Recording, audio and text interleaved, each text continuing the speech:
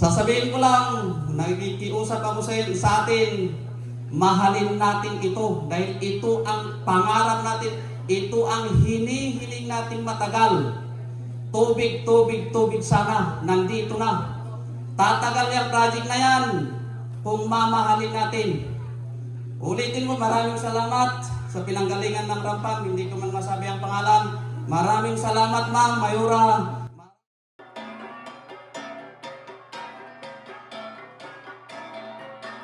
Rampang project, now complete and ready to serve as our domestic water system, is a clear example of what can happen when people come together for a common goal. Just like water that finds its way through rocks and obstacles to keep flowing, our determination and unity have allowed us to overcome challenges and bring this project to life. If we continue to move together with the same spirit, nothing can block the progress of our community.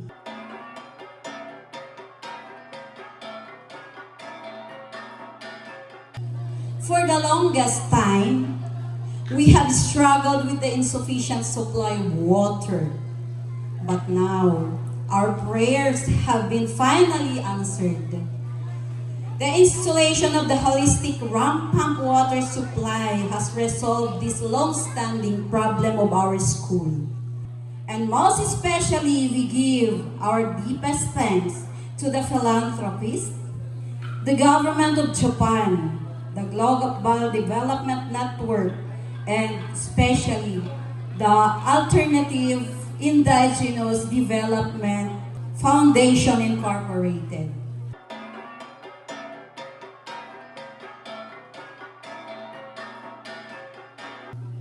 And this one was made possible, as mentioned by Ma'am Principal, because of this funding from the Japanese government.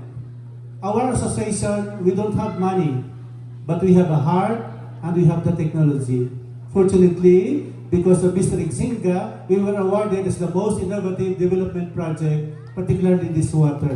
So maraming salamat.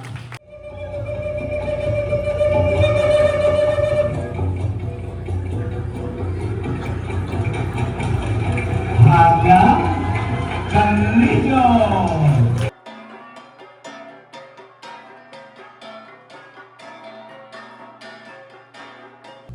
Nagkaroon ng slide doon sa west part of our barangay.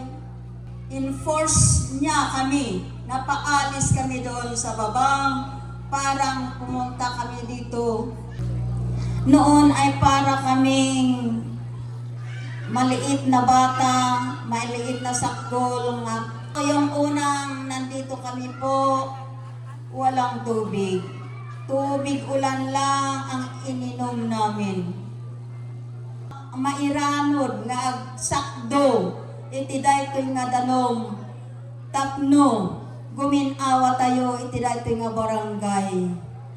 Numan pa'y saan nga nainagan iti dahul barangay, ay marami siyang matutulungan kahit yung estranghero and other barangays.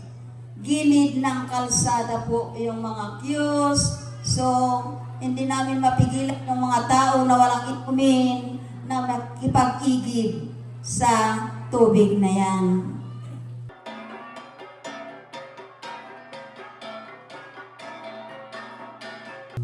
Ang danom, may flow laong ay nakaululimag.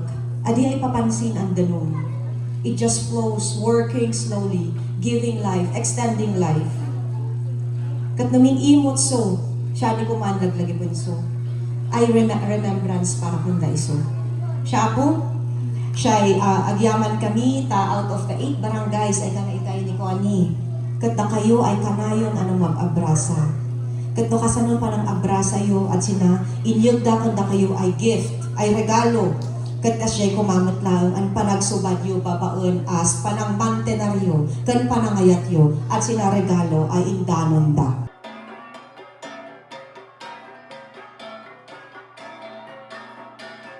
Thank you yan na binigay yun sa amin dito sa Tama.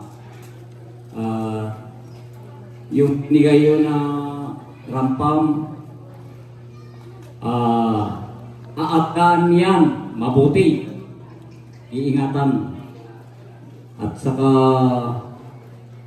para may gagamitin kami pag buwan ng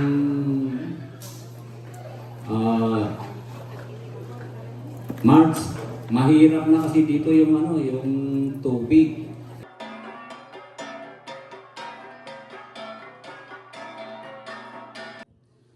Sa komunidad ng Barangay Tama, ang inyong bayanihan, ang inyong pagkakaisa, dedikasyon at walang sawang pagtutulungan ang naging susi kung bakit matagumpay nating naabot ang araw na ito. Subalit, ang turnover ay simula pa lamang. Nakasalalay na po sa ating lahat ang pangalawang yugto ng proyekto, ang pagpapanatili nito. Ang rampant water system na ito ay magiging epektibo at kapakipakinabang lamang kung ito ay maalagaan, mapatakbo ng tama at maprotektahan.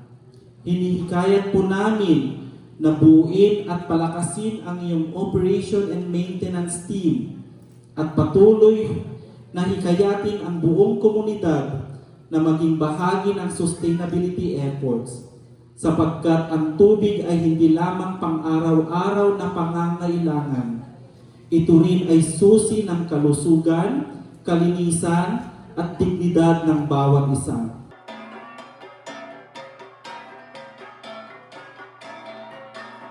Yung mensahe ko lang is take care of the system. Yung kadalawang record nyo is siguro ang partisipasyon sa bayanihan. Out of 603 ka-villages sa Pilipinas, since 1992 pa kami nag-install, nga kamo ang may maraming partisipasyon sa bayanihan.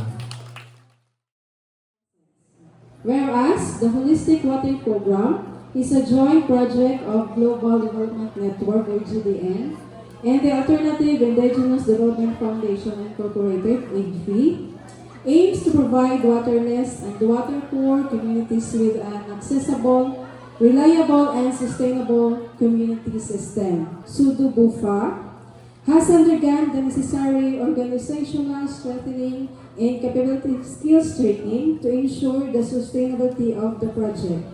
Whereas the installation of the holistic ramp pump water system with an output of 8,835 or 44 drums per day will serve as a source for drinking and household water usage and will benefit 103 households, and the major structure including 1 unit of 10 cubic meter for a cement tank, 4 units of mechanical water kiosk, 1 unit of 3-inch ramp pump and its accessories, 100 units of tulip tabletop water filters, 1 unit mobile phone for monitoring, and a toolkit is hereby formally conveyed to Zone 4 Dugtong Buhay Farmers Association or SUDO-BUFA, subject to conditions set forth in the Memorandum of Agreement.